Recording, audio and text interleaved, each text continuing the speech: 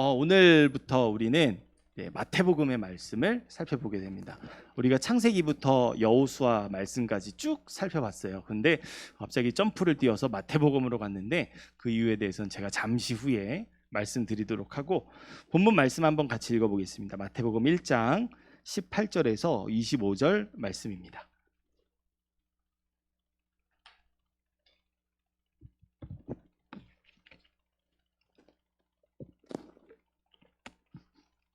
제가 먼저 읽겠습니다. 예수 그리스도의 나심은 이러하니라. 그의 어머니 마리아가 요셉과 약혼하고 동거하기 전에 성령으로 잉태된 것이 나타났더니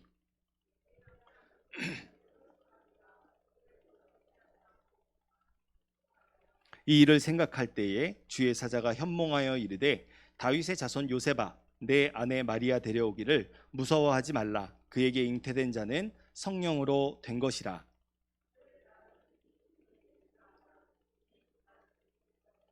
죄에서 구원할 자심이라 하니라.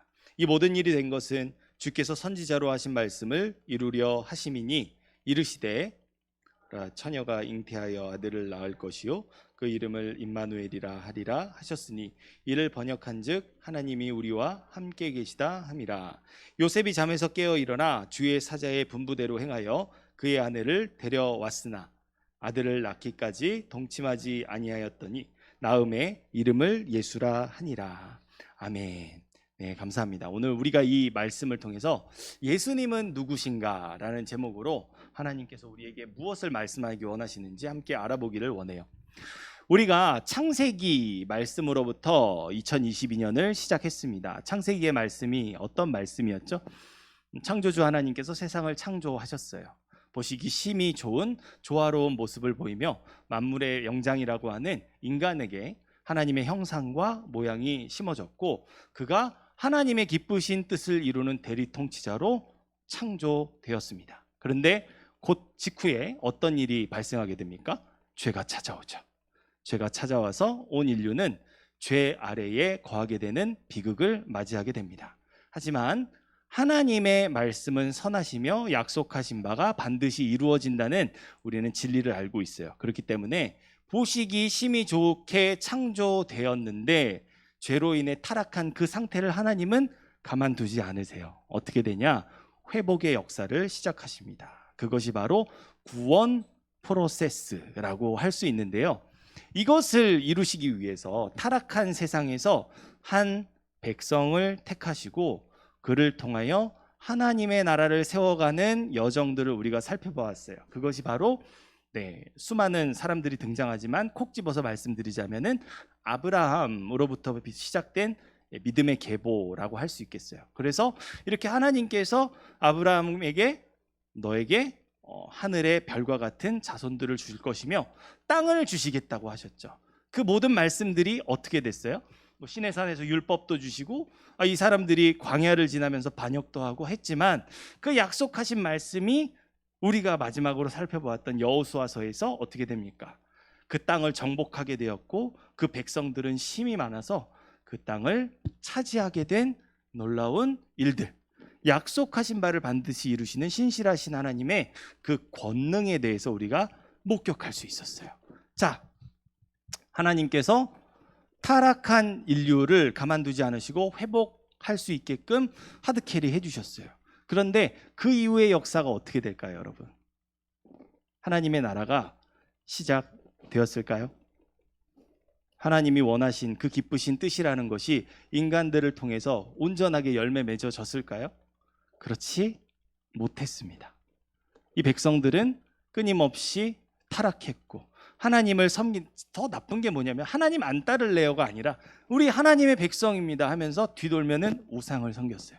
우상을 겸하여 섬기지 말라는 하나님의 그 계명의 말씀을 어긴 거죠. 이렇게 타락의 타락을 거듭하면서 뼛속 깊이 나는 죄인입니다 라는 사실을 무진장 드러내고, 나라가 멸망되고 심지어 그 백성들은 포로로 끌려가는 일마저 발생하게 됩니다. 이게 구약 성경의 내용이에요.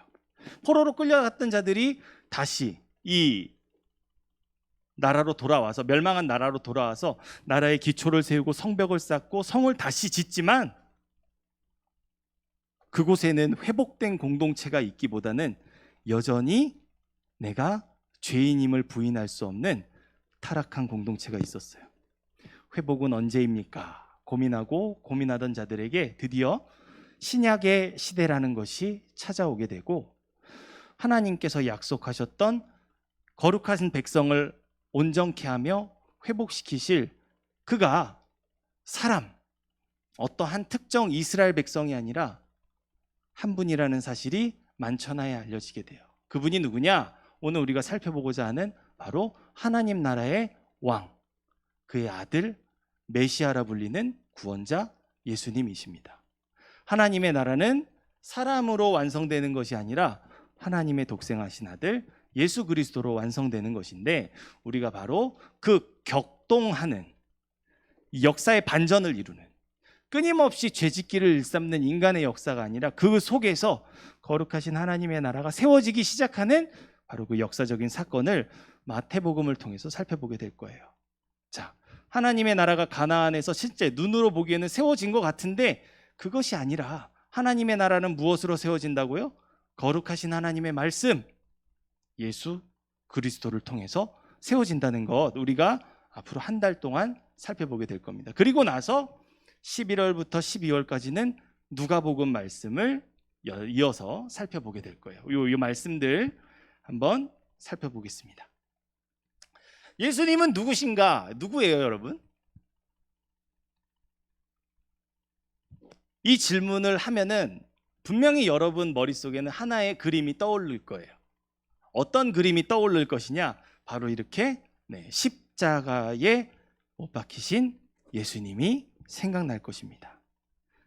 구원의 십자가죠. 그렇죠. 이것이 바로 예수님께서 죽을 수밖에 없는 그 죄 아래 놓여 있었던 나를 위해서, 나 같은 연약한 자를 위해서 베푸신 구원의 사역, 구원의 은혜가 아니겠습니까? 그런데 여러분, 왜 예수님은 이런 일을 하셨을까요? 분명 우리는 죽을 수밖에 없는 죄인이라는 사실이 구약 성경을 통해서 다 드러났다 그랬잖아요. 부인할 수 없는 뼛속 깊이 죄인이라는 사실이 모조리 다 드러났는데, 왜 예수님은 하나님의 독생하신 아들로서, 쉽게 말해서 신의 생명을 죽을 수밖에 없는, 거룩하지 않은, 어찌 보면 하나님과 너무 결이 다른 나 같은 죄인을 위해서 자기 생명을 버리신 걸까요? 이 질문에 답을 하기 위해서, 왜 예수님은 이러한 일을 하셨는지에 답하기 위해서 우리는 무엇을 알아야 하면요, 예수님의 구원의 십자가를 넘어서 이 예수님이 무엇을 하신 것을 넘어서 이 예수님이 누구이시기에 구원의 십자가를 지셨는지에 대해서 알 필요가 있습니다. 안다 하지만 사실 우리가 잘 알지 못하는 것이 예수님이 누구이신가에 대한 질문이 아닐 수가 없습니다. 왜 그러냐면 우리가 이거를 잘 알아야 되는데, 왜 그러냐? 예수님이 십자가, 구원의 십자가를 짊어지신 이유를 해석하기 위해서는 그분이 어떤 분이신가에 달려있기 때문이에요.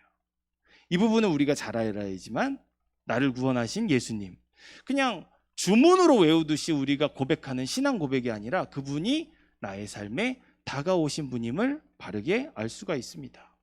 그래서 우리는 바로 오늘 이 예수님의 탄생을 기록하고 있는 본문의 말씀을 통해서 예수님이 누구이시며 어떤 목적으로 죄 많은 세상에 십자가를 지러 오셨는지 배워보려고 합니다. 가보죠. 첫 번째로 예수님은 가장 먼저 나올 수 있는 답이라 할 수 있겠죠. 네, 하나님의 아들이십니다. 하나님의 아들.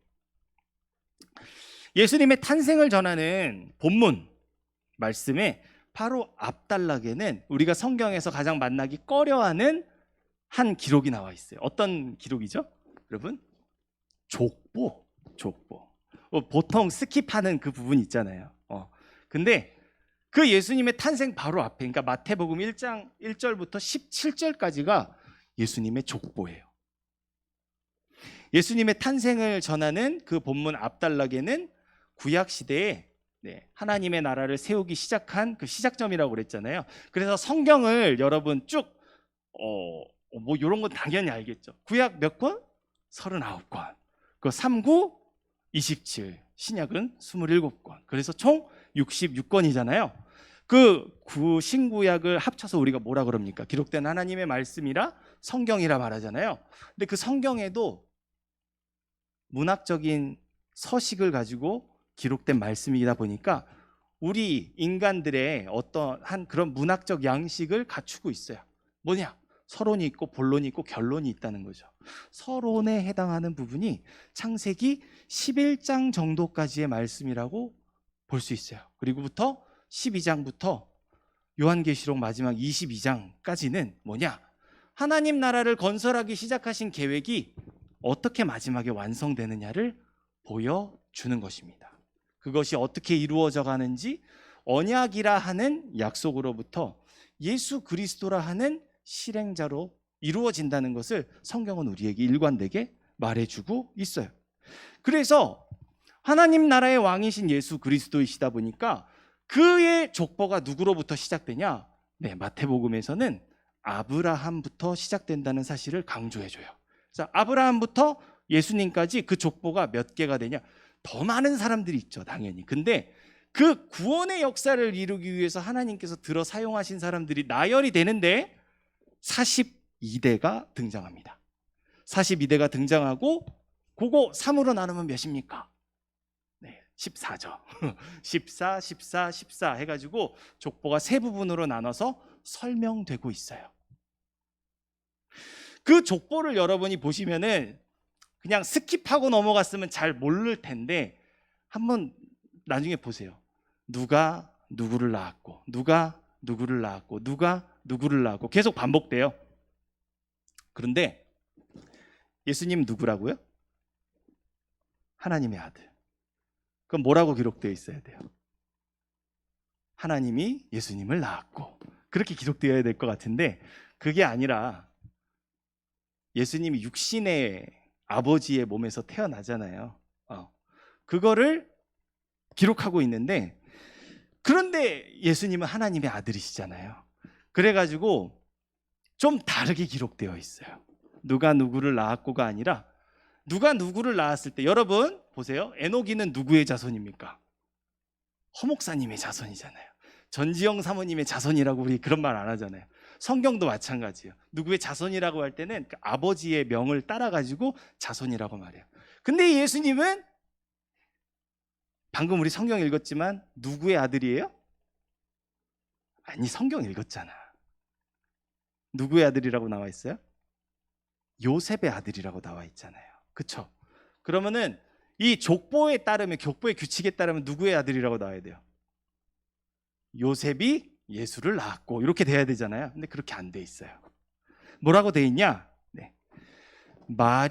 마리아에게서 그리스도라 칭하는 예수가 나니라. 남자의 자손이잖아요. 누가 누구를 낳았고 누가 누구를 낳았고 했을 때 남자의 자손인데 예수님은 누구라고요? 남자가 아니라 누구 중심으로 돼 있어요? 여자 중심으로 돼 있어요. 마리아. 예수님 육신의 어머니시잖아요. 마리아에게서 그리스도라 칭하는 예수가 나시니라. 이런 독특한 표현이 등장해요. 이렇게 성경에서 규칙을 따르지 않고 뭐 균열을 일으킬 때 있잖아요. 일반적이지 않은 상황을 지금 일으키고 있는 거잖아요. 이럴 때는 항상 설명이 뒤따르게 됩니다. 이 표현이 17절에 있어요. 그리고 18절 오늘 본문에서는 왜 이렇게 표현됐는지 설명을 해주는 내용들이 나오겠죠. 우리 한번 본문 읽어보죠. 18절에서 20절 말씀 한번 읽어보겠습니다. 시작.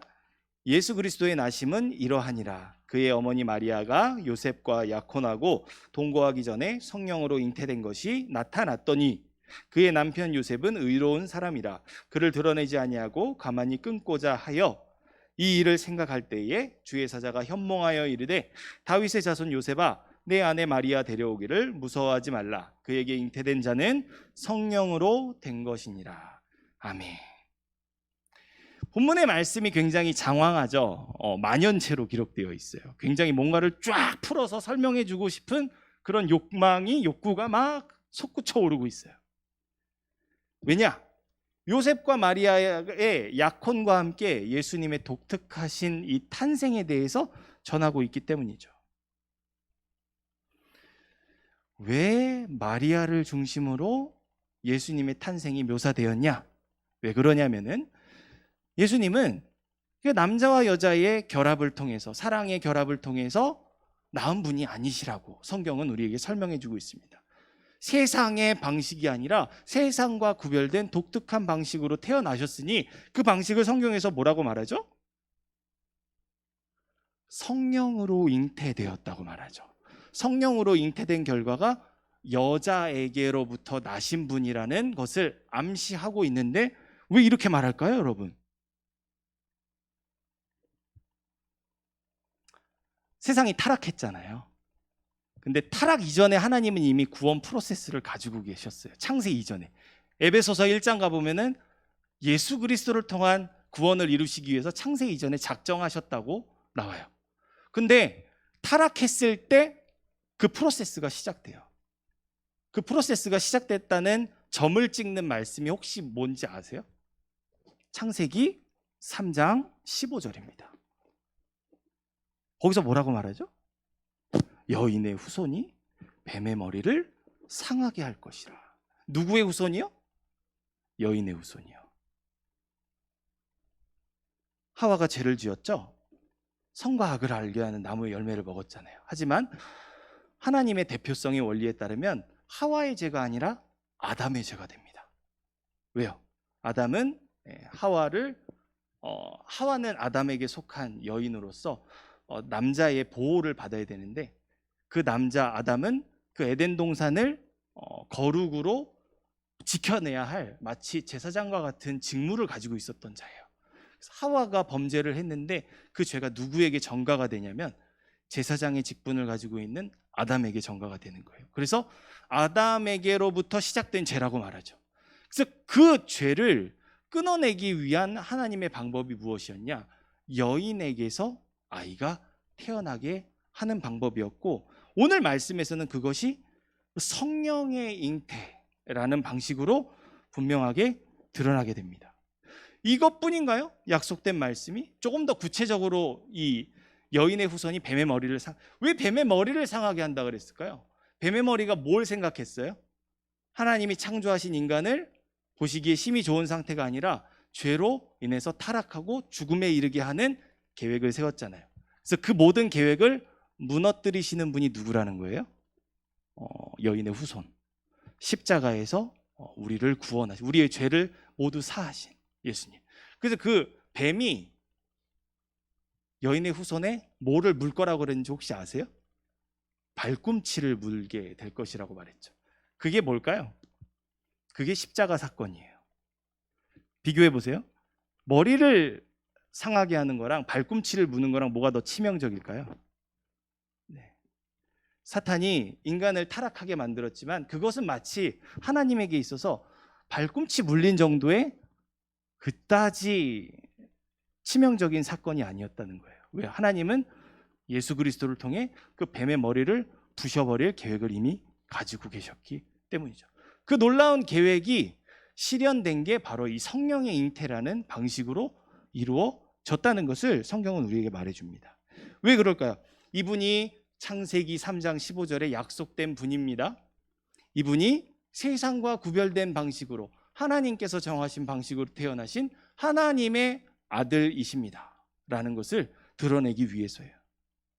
그런데 보세요.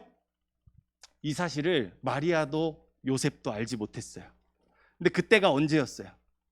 약혼했을 때, 아직 동거하기 전에, 잠자리를 갖지 않았을 때예요. 근데 사랑하는 여인의 배가 불러와요. 똥배가 아니야.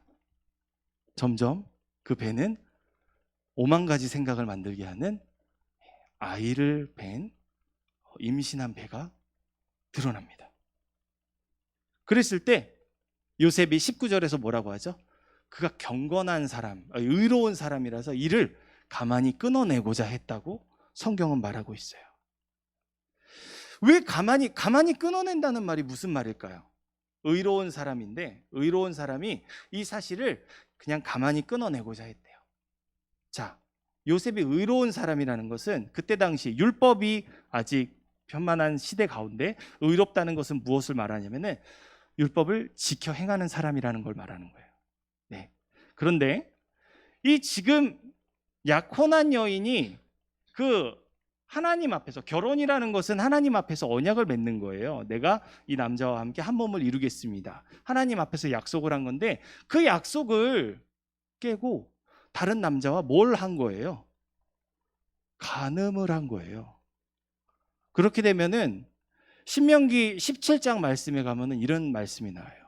네. 하나님의 언약을 깬 자들에게 돌로 던져서 쳐 죽이는 법이 나옵니다. 그렇게 따지면은 이 마리아는 어떤 형벌을 받아야 됩니까? 바로 이 형벌.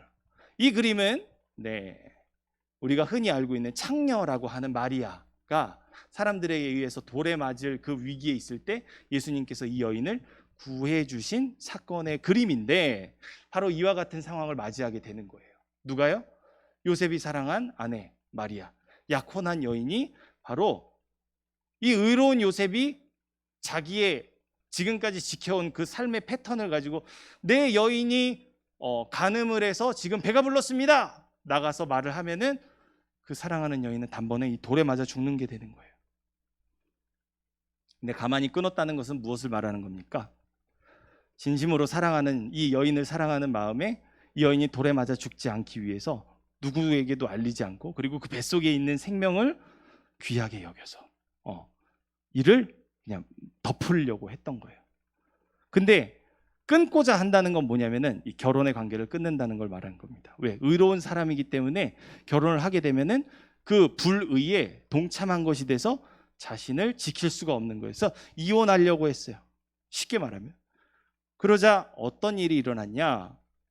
이 알 수 없는 상황 속에서 심한 정죄를 받게 될 마리아를 긍휼히 여겨준 요셉에게 누가 나타납니까? 주의 사자라 하는 자가 나타나서 이렇게 말해줍니다. 내 아내 마리아 데려오기를 무서워하지 말라. 그에게 잉태된 자는 성령으로 된 것이니라. 생각해 보세요. 약혼을 했는데 사랑하는 여인의 배가 불러옵니다. 아직 잠자리는 갖지 않았는데 이를 가만히 끊어내고자 고심했어요. 성경에 보면은 이를 생각할 때 주의 사자가 현몽하여 이르기를, 이렇게 말하거든요. 생각하다는 그 표현이 뭐냐면은 기도했다라는 표현으로까지 해석할 수 있어요. 뭐냐? 나는 의로운 사람인데 긍휼을 베풀어야겠다. 상황도 해석했고 내 행동까지도 결정했어. 근데 기도했다는 건 뭘 말하는 걸까요? 하나님께서 나의 답이 되어 주시옵소서. 내가 판단하지 않게 하시고 하나님께서 나의 답이 되어 주시옵소서. 그렇게 행동했을 때 요셉은 기대하지 않았던, 상상도 할 수 없었던 답을 얻게 됩니다. 뭐예요? 그에게 잉태된 자는 성령으로 된 것이니라. 이 말을 들었을 때 요셉은 무엇을 생각했을까요? 그는 의로운 자라.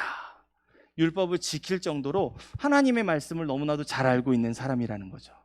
그렇죠? 여자에게서 아이가 잉태했어요. 근데 그 잉태한 게 성령으로 된 거래요.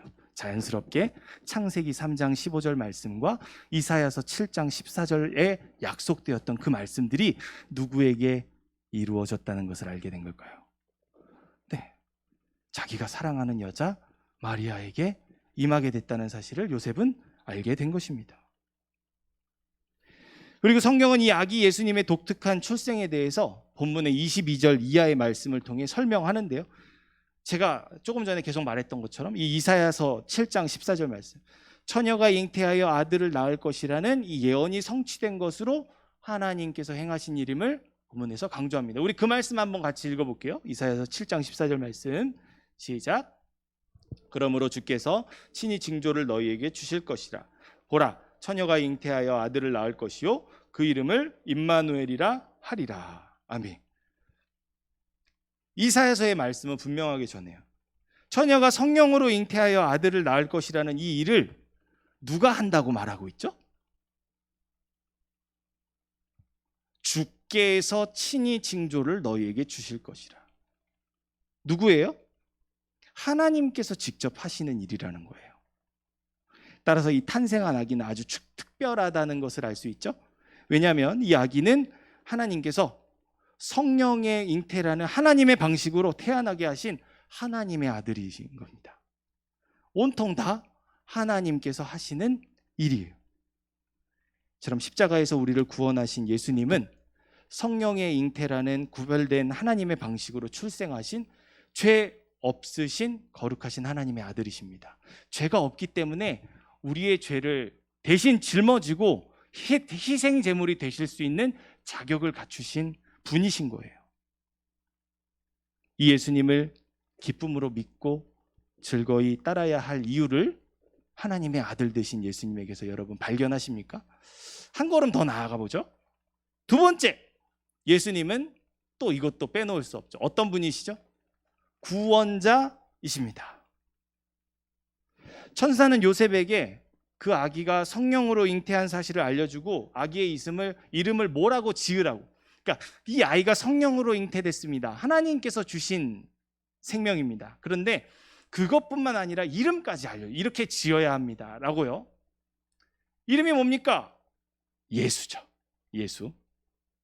근데 이 예수라는 이름은 뭐냐면요, 히브리어로 여러분 우리가 마지막에 살펴봤던 지난달까지 살펴봤던 성경이 여호수아서잖아요. 여호수아가 헬라어로 발음을 하면은 뭐가 되냐면 예수가 돼요. 여호수아는 히브리어인데 그 히브리어를 헬라어로 발음하면은 예수가 된다고요. 여러분 패션 오브 크라이스트 보셨으면은 거기서 배우가 이렇게 말해요. 예수님을 향해서 예슈아, 예슈아 막 이렇게 말해요. 그게 이제 헬라어로 발음한 거죠. 이 예수라는 뜻은 뭐냐면요, 여호와께서 구원하신다 라는 뜻입니다. 아주 특별한 의미죠. 그렇다면 여호와께서 나신 이 아기 예수를 통해 구원하시겠대요. 근데 지금 여기 목적이 빠져 있죠. 무엇을 구원하시는지에 대해서는 불분명해요. 이 예수라는 이름에서는. 근데 이것을 천사가 해석을 해줍니다. 하나님께서 어떤 목적을 가지고 여호와께서 구원하신다는 이 이름을 가진 아기를 태어나게 했는지 성경이 우리에게 해석해 주는데요. 천사가 같이 한번 읽어볼게요. 21절 본문 말씀 한번 읽어보겠습니다. 아들을 낳으리니 그 이름을 예수라 하라. 이는 그가 자기 백성을 그들의 죄에서 구원할 자이심이라 하니라. 아멘. 성경은 이 나신 아기 예수님께서 여호와의 구원을 이루는 분으로 설명하고 있죠. 근데 그 이름의 뜻이 뭡니까? 네, 자기 백성을 그들의 죄에서 구원할 자라고 말합니다. 여호수아, 예수라는 이름에는 목적이 결여되어 있었는데 천사가 그 목적을 분명하게 말해줬어요. 하나님께서 이 구원자를 보내신 이유는 뭐예요? 죄에서 구원하기 위해서. 모르는 거 아니잖아요. 우리 다 아는 거잖아요. 우리를 죄에서 구원하신 분이 예수님이라는 걸 알잖아요. 그런데요, 여러분은 그러지 않았을지 잘 모르겠어요. 정말 많은 사람들이 이 예수님을 왜 믿으시는지 아십니까? 돈 많이 벌으려고, 잘 먹고 잘 살려고, 이 땅에서 무병장수 누리려고, 좋은 집 당첨받으려고. 이런 허황된 꿈이 예수님을 믿는 목적이 되어버린 세상의 어느 지점을 우리는 살아가고 있어요. 남의 이야기가 아니에요. 근데 성경은 우리에게 이분이 어떤 목적으로 오셨다고 말하고 있죠? 우리를 죄에서 구원하실 분으로 오셨다고 말하고 있어요. 이런 죄와 사망에 빠진 세상에 온 인류를 구원할 하나님의 사명을 맡은 자로서 자신의 본분을 잘 알고 계셨던 예수님은 마태복음 20장 28절에서 이런 말씀도 하셨어요. 뭐라고 하셨냐? 나는 이 땅에 내가 온 이유는 바로 이것 때문이야 라고 이렇게 말씀하셨는데, 자기 목숨을 많은 사람의 대속물로 주기 위해서 오셨다고 말했어요. 이게 뭘 말하는 거야? 내가 이 땅에 온 거는 십자가에서 죽으려고 온 거야. 이거 말씀하시는 거예요. 왜요? 우리를 구원하시기 위해서. 잘 먹고 잘 사는 게 사람들의 대부분 다반사, 그것이 목적인데, 윤택한 삶, 형통한 삶. 근데 예수님은 죽으러 오셨대요. 왜요? 하나님께서 자신을 저들의 백성, 자기 백성을 구원하실 구원자로 보내셨다는 분명한 사명을 알고 계셨기 때문에. 여러분, 만약에 세상을 살아가는 우리의 근본적인 문제가 돈에 있다면 예수님은 금융계의 대부로 이 세상에 오셨을 거예요. 어제 그 성경 공부하면서 그렇게 말했어요. 워렌 버핏이나 존 리, 그런 사람으로 아마 능력 있는 금융계의 대부로 오지 않으셨을까? 세상의 부조리가 문제라면은 예수님은 거룩한 정치인으로 오셨을 거예요. 하지만 성경이 말하는 우리의 근본적인 문제가 뭡니까? 돈도, 정치도, 뻑적지근한 아파트도, 학벌도, 권세도 아니라 죄가 문제라고 말해요. 사망에 이르게 한 죄가 우리의 근본적인 문제라고 말해요. 그래서 예수님이 구원자로 이 땅에 오셔서 십자가에서 희생당하신 대속물이 되어주셨습니다. 나 같은 죄인을 위해서 말이죠. 이처럼 죄 많은 어두운 세상을 향하신 하나님의 시선은 한 영혼의 긴급한 구원에 있습니다. 이를 위해 하나님은 이미 하나뿐인 아들 예수님을 나 같은 죄인의 대속물로 내어주시기까지 엄청난 값을 다 이미 지불해 주셨어요. 이미. 그렇다면 날 구원하신 이 예수님, 우리가 감상만 하고 있을 수 있을까요? 이미라는 것을 기억하세요. 그분이 주신 구원 얻은 생명으로 이제는 죄와 맞서 싸우는 치열한 우리의 믿음의 흔적이, 믿음의 몸부림이, 믿음의 발걸음이 있어야 하지 않을까요? 이미 그의 생명이 우리에게 주어졌기 때문에 말이죠. 나를 정결하게 한, 나를 거룩하게 한 그 생명 말입니다. 마지막으로 예수님은 어떤 분이시냐? 임마누엘입니다. 우리 한번 세 가지 다 한번 기억해 볼게요. 첫 번째 뭐였죠? 하나님의 아들. 두 번째 구원자. 세 번째 임마누엘. 다시 한번 하나님의 아들, 구원자, 임마누엘. 적어도 이 세 가지 예수님의 탄생에서 발견할 수 있는 이 예수님이 누구이신지에 대해서 우리가 분명하게 알아야 하겠습니다. 우리 23절 말씀 한번 같이 읽어볼게요. 시작. 보라, 처녀가 잉태하여 아들을 낳을 것이요 그의 이름을 임마누엘이라 하리라 하셨으니 이를 번역한즉 하나님이 우리와 함께 계시다 함이니라. 아멘. 여러분, 임마누엘은요, 히브리어를 직역하면, 한국어로 직역하면 이렇게 됩니다. 하나님이 우리와 함께 괄호치고 계시다. 이 정도로 해석할 수 있어요. 정말 하나님은 이 임마누엘이라는 이름에 걸맞게 그의 백성들과 언제나 함께 하셨어요. 무엇으로 함께 하셨을까요? 수많은 방식들을 통하긴 하지만 언제나 변함없이 일관된 한 가지의 그 방식은 무엇이냐? 말씀으로 그들과 함께 하셨습니다. 그런데 이 백성들은요, 늘 그 말씀에 불순종하고 정반대의 길을 갔습니다. 하나님이 뜻이 있는 곳이 아니라 불의와 죄악이 있는 곳에 머물기를 힘썼습니다. 도무지 하나님과 함께 하실 수 없는 그곳을 향해서 말이죠. 그런데 하나님은 이 나쁜 백성을 너무나도 사랑하셨어요. 그래서 그 말씀이 성령의 잉태라는 신적인 방법을 통해서 인간의 몸을 입고 그 떠나간 자들을 돌이키기 위해서 기쁜 소식으로, 구원의 복음으로, 죄인들이 영생하는 생명에 이를 수 있는 하나님의 약속으로 찾아오셨습니다. 그야말로 이 하나님은 심판의 눈이 머신 분이 아니라 사랑의 눈이 머신 하나님이십니다. 우리 요한복음 1장 14절 말씀 한번 같이 읽어볼까요? 시작. 말씀이 육신이 되어 우리 가운데 거하심에 우리가 그의 영광을 보니 아버지 독생자의 영광이요 은혜와 진리가 충만하더라. 아멘.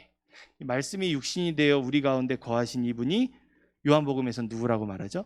예수님이십니다. 그분은 하나님의 아들이십니다. 그분은 아버지의 영광과 은혜와 진리가 충만하신 분이십니다. 이렇게 소개하고 있어요. 말씀으로 임하시던 하나님을 자기 백성들이 떠나가니 이제는 그 말씀이 사람의 몸을 입고 예수라 하는 이름으로 임마누엘로 우리 가운데 찾아오셨어요. 심지어 이 예수님을 믿는 모든 자들에게는 약속하신 성령님이 부어졌고, 그 성령님을 통해서 예수님은 지금 모든 믿는 자들 안에 살아계십니다. 우리가 아까 찬양했잖아요. 이제는 내가 사는 것이 아니요 오직 주를 위해 사는 것이라. 왜요? 그분께서 내 안에 살아계시기 때문에요. 내 생명이 그의 생명, 나의 행사가 그의 행사가 되기 때문에. 이 예수님이 우리를 구원하시기 위해 낮고 낮은 땅으로 찾아오신 이 일이 여러분 감동이지 않습니까? 나는 계속 등지고 하나님 멀리하고 의도적으로 떠나가는데 떠나갔는데도 찾아오는. 근데 부활하신 예수님은 지금도 우리와 함께 하셔서 우리가 겪는 모든 고통과 눈물을 아시는 임마누엘 하나님이십니다. 내 안에 살아계신다는 것이 무엇을 말하는 걸까요? 내가 지금 아파요, 고통당해요, 연약해요, 눈물 흘려요. 내 안에서 예수님 그거 다 아신다는 거예요. 성경에 이런 말씀이 있어요. 우리가 기도할 수 없을 때 성령님은 말로 다 할 수 없는 탄식으로 우리를 대신해 기도하신다고. 예수님께서 우리의 마음을 사하시고 위로하시고 우리에게 은혜 베푸시는 일들을 이루어 가신다고. 이것이 우리 안에 사시는 예수님으로 인해서 우리가 누리는 만족과 회복과 평안의 은혜입니다. 죽음마저 이기신 이 예수님께로 가면 세상이 줄 수 없는 하늘에서 내려오는 평강의 왕의 클래스의 위로와 축복이 임하는 것입니다. 사랑하는 청년 여러분, 이렇게 우리는 성령으로 잉태하신 하나님의 아들이시며 우리의 구원자, 우리를 죄에서 구원하실 구원자이시며 우리와 함께 하시는 임마누엘이신 예수님을 나의 주인으로 구원자로 믿고 따르는 그리스도인들입니다. 우리는요. 그분은 지금도 내 안에 살아계신다는 사실을 기억하시기 바랍니다. 그렇다면 이미 내 안에 사시기 시작하신 그분과 함께 발맞추어 걸어가기를 시작해야 하지 않을까요? 하나님의 독생하신 아들 예수님께서 이미 낮고 낮은 이 땅에 바위 틈 은밀한 곳에 숨어서 나의 이 썩어질 죄인의 냄새 때문에 꽁꽁 숨어 있는 나에게도 손을 뻗으셔서 찾아오시고 찾아오신 것뿐만 아니라 이제는 내 안에 사신다고 성경은 말합니다. 참으로 기쁜 소식이 아닐까요? 그렇다면 이제 그분의 손을 붙잡고 일어서야 되지 않을까요? 아까 찬양할 때 우리 같이 손 들고 고백합시다.